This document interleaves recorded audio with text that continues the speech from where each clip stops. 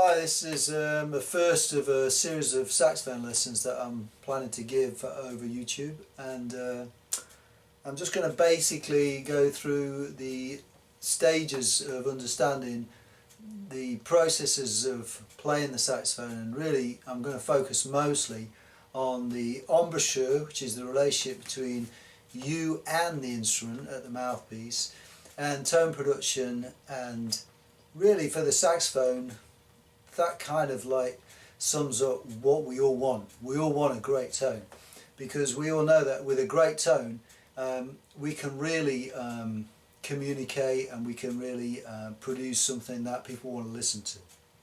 So one of the first things that you need to understand when you're starting off on the saxophone, or you're trying to improve your playing on the saxophone, is you have to realize that the way that you blow the instrument is critical to the ability to develop a great sound. And so I'm just going to take you through some of the basics on playing with a correct air column down the saxophone. Here's a little tune to kind of demonstrate some of the things that I'm going to talk about.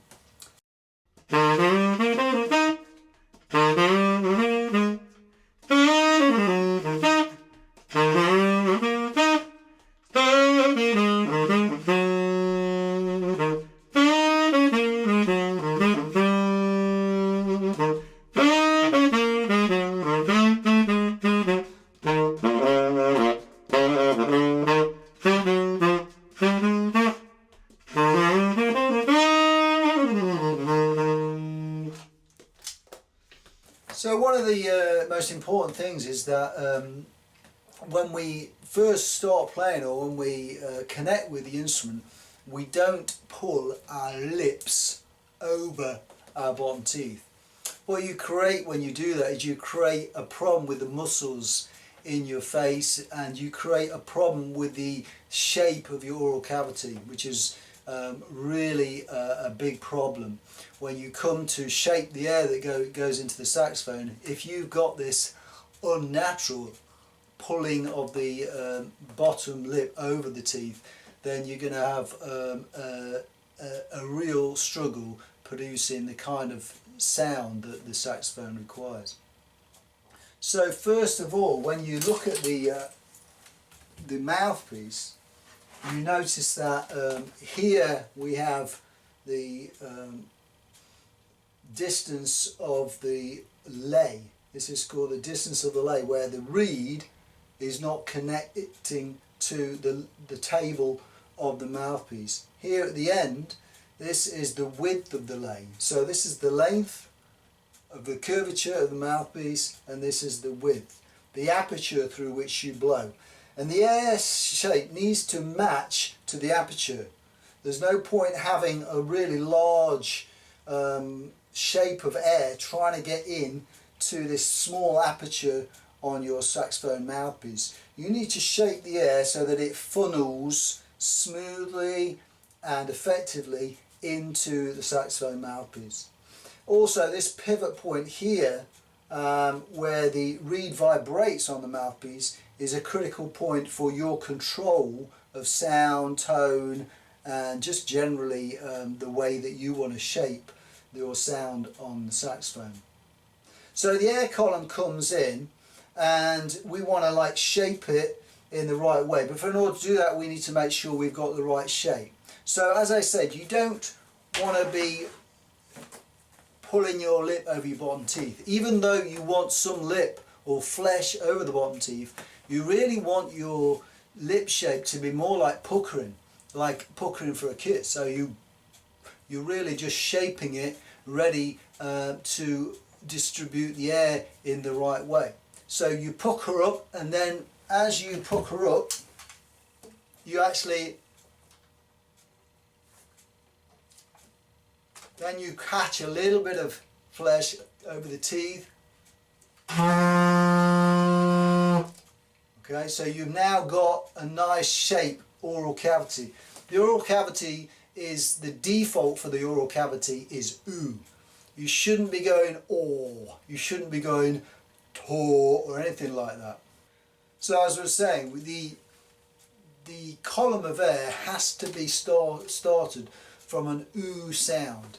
Like you're trying to blow down down a straw. You're trying to blow down a straw because in actual fact the aperture here is virtually that sort of diameter.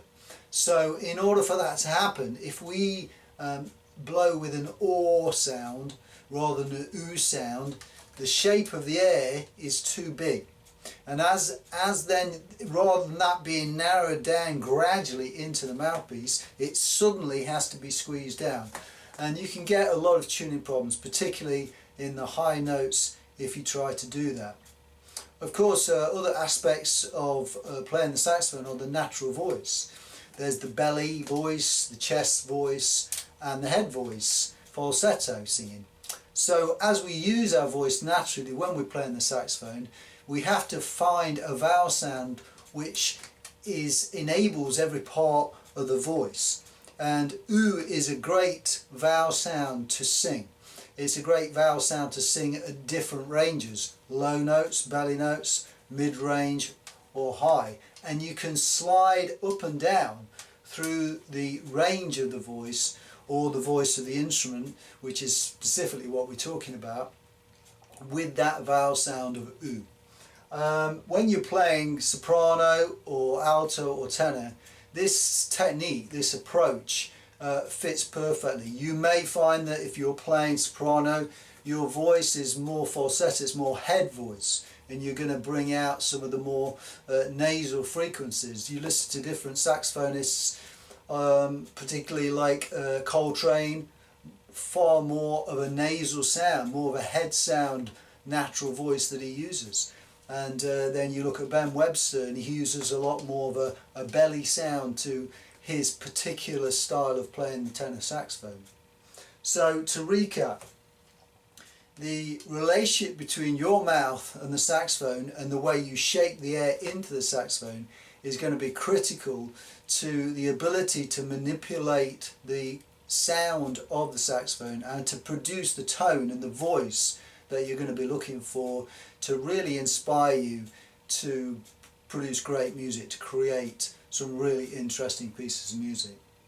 The column of air has to be shaped into this small aperture of a mouthpiece in a way that you've got it under control, and that is through the default of an ooh sound, like a whistling sound or blowing into a whistle. And for that to happen, you must have your embouchure in almost a puckered state before you put the mouthpiece in. Do not pull your lips back in an unnatural way, creating a wrong oral cavity shape. So we've got this puckering up, and then we put the mouthpiece in, and we create catch a little bit of lip over the teeth at the bottom.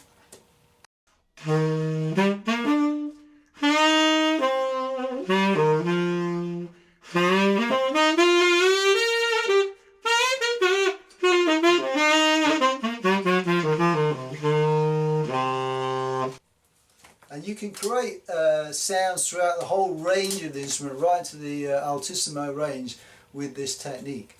Obviously you will use other vowel sounds, you will use other oral cavity shapes for effect and for different ways of playing, but the default must be ooh. The default must be this way of shaping the column of air through funneling it into what is like a very small aperture. Okay, thanks for watching. I'm going to come back and I'm going to do some more stuff on this, and I'm going to expand these ideas that we've explored in this lesson. God bless.